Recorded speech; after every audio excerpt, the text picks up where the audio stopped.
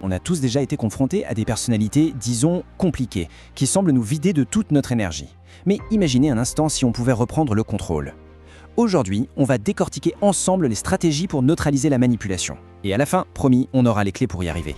Imaginez que chaque conversation difficile, c'est comme un jeu. Sauf que c'est un jeu un peu bizarre, où les règles changent tout le temps sans prévenir. On a cette sensation frustrante de ne jamais pouvoir gagner. Mais et si la véritable victoire, c'était tout simplement de refuser de jouer ? Eh bien, c'est justement de ça qu'on va parler. On va voir ensemble des outils très concrets, des stratégies pour neutraliser ces dynamiques et surtout pour récupérer notre énergie. Alors allons-y, plongeons directement dans la première stratégie. Alors, la première stratégie, elle est vraiment centrale. L'idée, c'est d'affamer le feu. Et pour ça, on va apprendre l'art de devenir un rocher gris. Vous voyez l'image ? Un objet complètement neutre, inintéressant pour la personne qui cherche à nous faire réagir.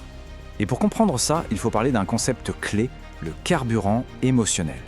Un manipulateur a besoin d'oxygène pour alimenter son feu.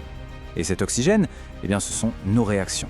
Que ce soit de la colère, de la tristesse ou même de la joie, chaque émotion, c'est comme jeter une bûche dans son feu. Le but, c'est donc de couper l'arrivée d'oxygène. Alors comment on fait concrètement ? C'est ça la méthode du rocher gris. D'abord, on devient aussi inintéressant qu'un caillou. On parle de la météo, des courses, des sujets totalement neutres. Ensuite, on adopte un visage impassible, pas de grandes émotions. Les réponses deviennent courtes, minimalistes. Oui, non. Et le plus important, vraiment le point crucial, on arrête de partager des informations personnelles qu'on pourrait utiliser contre nous plus tard. Alors, petite pause, juste un instant. Essayez de penser à une situation précise. Dans ces conversations difficiles, à quel moment exactement est-ce qu'on donne le plus de cet oxygène ? Identifier ce moment-là, c'est déjà la première étape pour tout changer.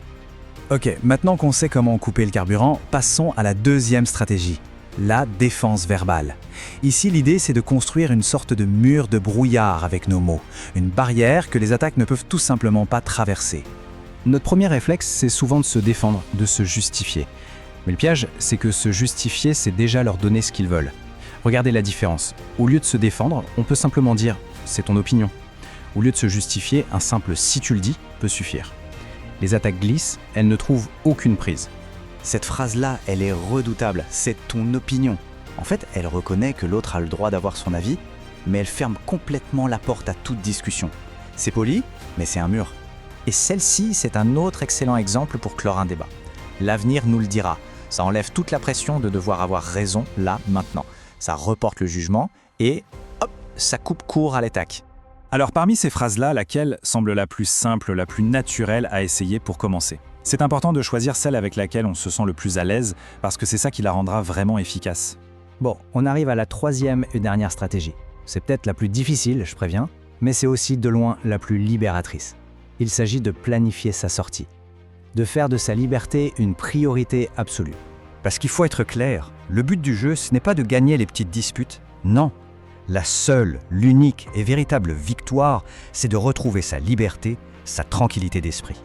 Et pour ça, la solution la plus radicale, mais souvent la plus efficace, c'est ce qu'on appelle le contact zéro. Ça veut dire bloquer toute communication. C'est vraiment le geste de pouvoir ultime parce qu'on leur retire définitivement l'accès à nous et à notre énergie. Alors là, attention, une mise en garde très importante. Parfois, ces tactiques peuvent provoquer une escalade. Il faut que ce soit bien clair, la sécurité est la priorité numéro 1. Ce contenu est là pour éduquer, mais bien sûr, ça ne remplace jamais la vie d'un professionnel. Rappelez-vous, ce sont des boucliers pour préparer sa sortie, pas des épées pour chercher le combat. Bon, tout ça c'est bien beau, mais on commence comment, concrètement ? Voici un petit plan d'action pour les 48 prochaines heures. Premièrement, identifier. Essayez de repérer juste une seule façon dont vous donner ce fameux carburant émotionnel. Deuxièmement, pratiquez.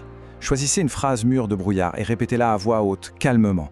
Et troisièmement, ressentez. La prochaine fois que vous réussissez à vous désengager, prenez une seconde pour remarquer ce que ça fait. Ce petit sentiment de paix, c'est la récompense. C'est le signe que ça marche. Et si jamais il y a une grosse réaction en face, surtout, pas de panique. Au contraire, c'est presque bon signe. C'est juste le feu qui s'agite très fort pour avoir plus d'oxygène, juste avant de s'étendre. C'est la preuve que la stratégie fonctionne. L'essentiel à retenir, c'est que maintenant, on a les outils pour arrêter d'alimenter ce feu. Le pouvoir de changer la dynamique, il est vraiment de notre côté. Alors, pour finir, une dernière question toute simple. Laquelle de ces étapes allez-vous mettre en pratique en premier ? N'oubliez jamais qu'une toute petite action, un tout petit pas, c'est déjà le début d'un immense changement.